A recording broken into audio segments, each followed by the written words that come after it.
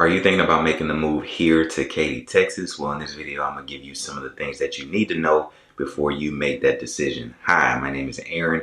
I'm a real estate consultant here in the greater city of Houston, and every week I'm helping buyers relocate to and throughout the greater city of Houston and the surrounding suburbs. So if you need to know anything about where to eat, sleep, live, play, hit me up morning, noon, and night. Doesn't matter if you're a day away, a week, a month, or a year away. Feel free to hit me up. All of my info is going to be in the bio below, and I'll drop it on the screen right now. But I would love to be a resource to you. So the first thing that you got to know before you make that move here is that Katy is kind of far from the city of Houston, right? So in terms of miles in comparison to all of the surrounding suburbs, it's about on par. It's about 30 miles away. But in my experience, that just feels really far and further than even some of the suburbs and some of those smaller towns that are surrounding Houston, just because of this one major thing, and that is I-10. The traffic from Katy to Houston, in my experience, I've been here nearly 10 years now, and one of the deciding factors of why we decided to become people that lived in the city was because traffic was so bad. I'll show you, when we first moved here, we moved to the energy corridor, and on more occasions than not, we would be stuck in traffic for an hour and a half, 2 hours. And we were living, like I said, in this energy corridor area, which was about halfway between where Katy is and where we needed to go for work. And so we were about 15 miles from where we needed to be. And like I said, if there was a wreck in between energy corridor and where we needed to be downtown, forget about it. It's going to be at least 2 hours. And I don't know why it is, because like I said, there's some great locations that we go to all the time. Cypress is about the same distance from where we would have been. Humble is about the same distance. Spring is about the same distance. They're all about 30 miles from downtown Houston. But for whatever reason, this stretch of downtown Houston to get to Katy, it just takes forever, in my opinion. And I don't know why that is. And so it is just about 30 miles away. I know I have a lot of people that are attracted to the area, and they're just like, yeah, I live this far away from where I work now, and it only takes me 30 to 45 minutes. And right now it's saying that it's only going to take you 30 minutes, but in my humble opinion, it's going to be further than that. It just feels it. And once you start to see it, and if you start making that commute, right, you're going to have to pass through the Loop, then you're going to have to pass through the Beltway, then you're going to have to pass through 6, then you're going to have to pass through 99. You literally have to hit all the rings just to get back out to Katy. And it's one of those things that you are going to feel and you're going to notice almost immediately once you move back to or if you decide to pick Katy as a home. It's just a great location. But if you need to be in and out of Houston, I think it's going to be one of those places that you're going to want to consider, like, the overall total picture of whether or not it actually is a good fit for you. Because in my case, it was almost a deal breaker. We moved out here. We decided on the energy corridor, and we were just like, that's about the same thing as where we were when we were coming from San Antonio. And we were in the car 10 to 15 hours a week just for commuting to and from work. That wasn't bonus lifestyle. That wasn't fun. That was just work. So Katy, of all of them, is going to feel probably one of the most far out, even though distance wise it's about the same as most of the surrounding suburb communities. The next thing that you're going to know is that it is in fact a great location. It can be a great location and the big if is that if your lifestyle leads you to be on the west side, or if you're in that from Hockley down to south of it, and I'll show you what I mean. Now, if you are in a situation where maybe you work up here in Hockley, or you work in Cypress, or you're down here in Pecan, and anywhere that is basically accessible to 99, Katy is going to be a bang up location for you, because the 99 has greatly reduced some of the hoops that you would have maybe had to go through to get to that location. And 99 has probably been one of the best things to ever happen to Katy, because it gives you access in a fairly straight shot to get to pretty much everything in all the surrounding suburbs that you would have at one point in time had to go to 6 or go to 8 and then go to something, right? So it has definitely made things a little bit easier. But in the same token, if you need to be, let's say, in Iowa Colony, or if you need to get to Alvin, there's not going to be that many opportunities of a straight shot. So you're going to have to do some dips and some do's. So that's why I say if you're on the east side, or if you're on the west side of the center of Houston, and you're out and your lifestyle, your work, your play, most of your things are out there on the west side, it's going to be a great location for you. There's tons of shopping out there. You got the Katy Mills Mall that we hit up often. You have the Cypress Premium Outlet Mall that we hit up often.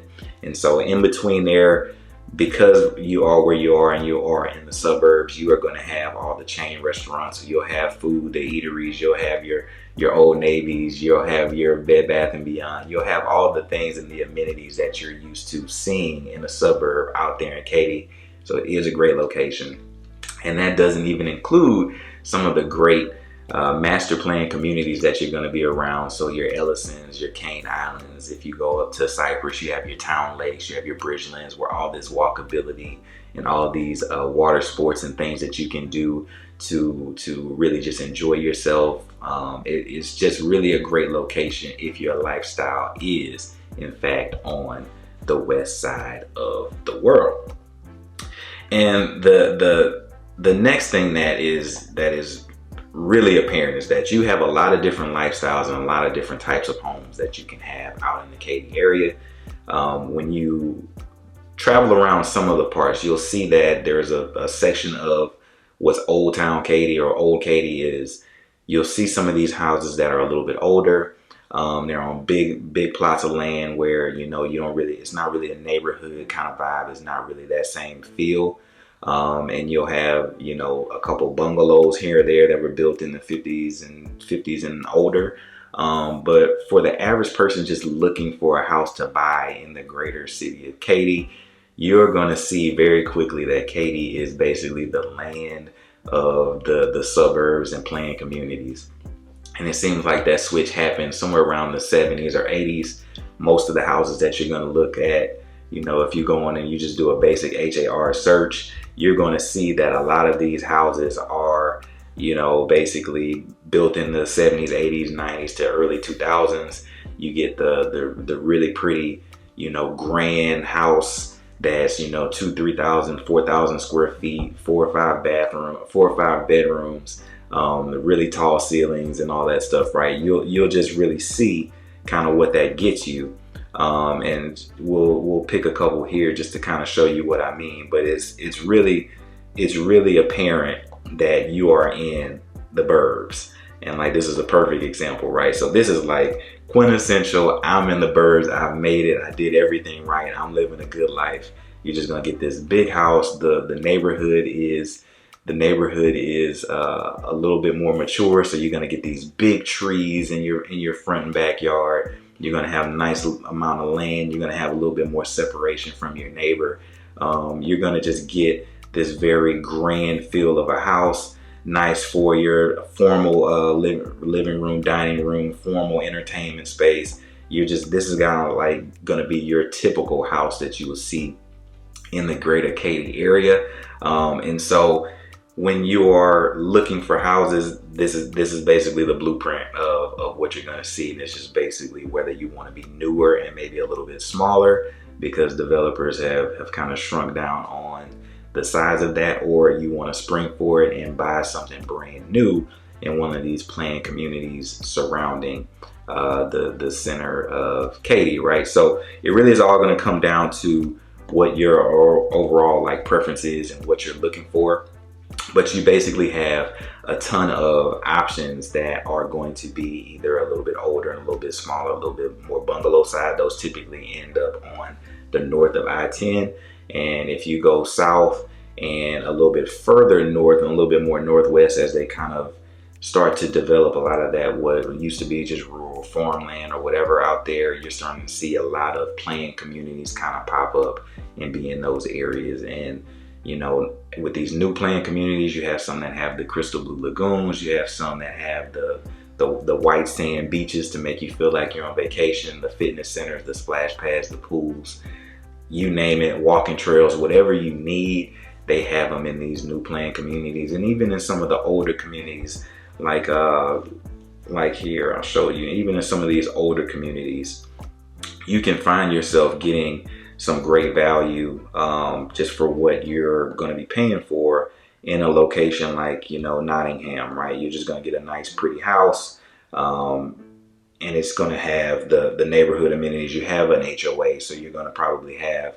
neighborhood pool or a tennis court and things of that nature, right? So those kind of amenities still come in the older communities, because like I said, when it turned into suburbville out there, they started to design just block by block by block, all these communities to kind of look similar. But again, you're going to get the grand house, you're going to get the nice mature trees, you're going to get the land in front, land in the back. You're just going to get a certain level of grandness when you come down to Katy. And that's one of the things that I love about the Katy area is, for your money, you can kind of get a really grand house if you're okay with it being a little bit older, or if you want the amenities of what's coming with new. If you're okay with it being a little bit smaller but a little bit more elegant, Katy is definitely going to be the spot that you would like to call home. The next thing that you got to know, and I'm going to drop some stats underneath this, I'm going to drop a link to you checking out some of these school stats for yourself, but the Katy Independent School District is elite, one of the best in the nation. And if you are tied to a Katy ISD school, is one of the #1 reasons why people just flock to Katy in droves, is because if you're moving out there and you're paying those taxes and you're paying to be in that school district, you know that your kid is going to have a great education. It's something that you don't have to worry about. It's something that you can check off your list. And so people that are moving with a family, one of the first things that they gravitate to and the first things they ask me is, where can I put my kid in a great public school so I don't have to worry about paying for school? And Katy is always at the top of that list of places that I suggest if their lifestyle aligns with where they're going to be commuting, whether they're working in the city or if they work from home. All of those things kind of factor in. But if someone says something about schools, we're definitely looking at somewhere in Katy, just because Katy ISD is elite. And that's not my words. I'm going to leave a link to niche.com where you can see and check out all the Katy schools for yourself. But they are very highly rated, very, very diverse, and it's a great school district for people that have kids that are in the school system, right? So definitely elite. Harris County has some great parts of the school, but it's no comparison to Katy ISD, and it's not even close, just based on the again, not my words, but the stats that they publish in niche.com. So I'll leave a link to that if you're interested in checking that out. But the schools are elite, and that's definitely something that you should know before you move to the greater city of Katy. Now, that was on a high. One thing that we gotta be realistic about, and we have to be honest about if you're gonna make this move here, is that Katy has a bunch of spots that are at a much higher elevation for flood risk than I even have in the center of the city, right? Katy, for whatever reason, just how the reservoirs or the levee systems or just little creeks or whatever, for whatever reason, there's a couple weird cutouts that, depending on where you're trying to be, north of Katy or north of I-10 or south of I-10, depending on where you're trying to be, there's some pretty gnarly cutouts of where the flood risk is around the greater city of Katy. And I'll show you some of those right now. It's just, there's some places in Katy that are just completely, they're X zone. You don't have to ever worry about flooding, or I tell my clients to get flood insurance no matter what, but you're not at the elevated risk that will require you to have flood insurance. But there's some places in there, they're building some gorgeous communities around them where they are in those flood zones. And so you're going to have a certain level of flood insurance. But like I said, it cuts through basically at random, and I'll show you what that looks like right now. And so if we are going to basically check out some of these places, and some of these, like I said, are new construction places. There's a pretty gnarly one. I think it cuts through around here. And I'll just pick this one and we'll kind of go from there, right? So this one is a 2013, so this would have been pre-Harvey. And one of the tools that we have for the city now that Harvey has occurred is that we have such a detailed infrastructure to kind of map and chart out what has flooded, what has not. And so one of the concerns that many people have here is that I don't want to move to anywhere that has flooded. On our side, we have the seller disclosure that you and I would go over if we're about to make an offer on a house, or if we're about to tour a house. That's something that I can check out fairly quickly for us to kind of put you at a peace of mind. But even though this one is not in a zone, this is rated an X zone, which is that has no flood factor. Outside of it, you shouldn't need insurance, flood insurance. But you can see that right north of you, and basically surrounding your way to get to I-10 is in a flood zone, right? And so, or to get to 99 is in a flood zone. So on a heavy rain, or if something, you know, God forbid, something like a Harvey was to happen again, there's a high likelihood that you're going to have some kind of major impact where you are pretty much stuck where you are. And in a situation like this, you also have little creeks and lakes and ponds around you, whether those are man-made or not, right? But you're going to have some level of impact. And you can kind of just see that at random, this thing is pretty gnarly, and it cuts through some fairly long stretches of Katy. And then this is also Katy up in here, right? So as you kind of get a little bit more north of I-10, you'll start to see some of these zones that impact you, and there's a lot of communities that are starting to pop up in this area as well. So as you get closer to, you know, some of these communities, and you're starting to say, hey, I want to be off of, you know, Crump, or I want to be off of Avenue D, or I want to be off of the Hockley cutoff, right? You're going to start to see more and more that a lot of these locations actually do have some level of flood risk. Now, one of the things that came out of Harvey was that because Harvey had such an impact on so many lives and so many people, is that if a house was built after 2017, the cities basically require you to build above a certain elevation if that area had some kind of a flood risk.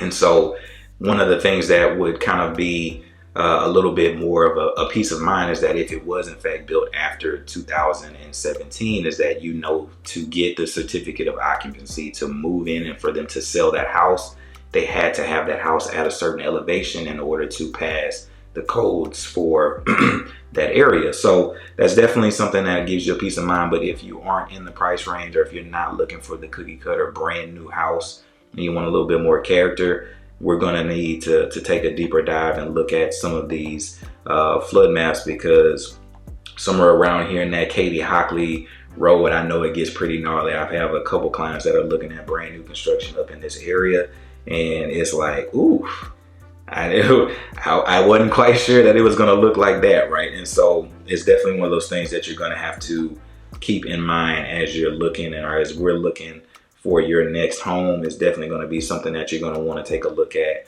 as you are making that transition. And that is that certain parts of Katy has a fairly high flood risk based on just different cutouts. Like this one is almost all AE, right? Which is a higher level of elevation. Just south of you is a 500 years. So again, Katy is definitely going to have some higher elevated risk than other places in other suburbs, and probably be a little bit worse off in the event that something like a Harvey happened again.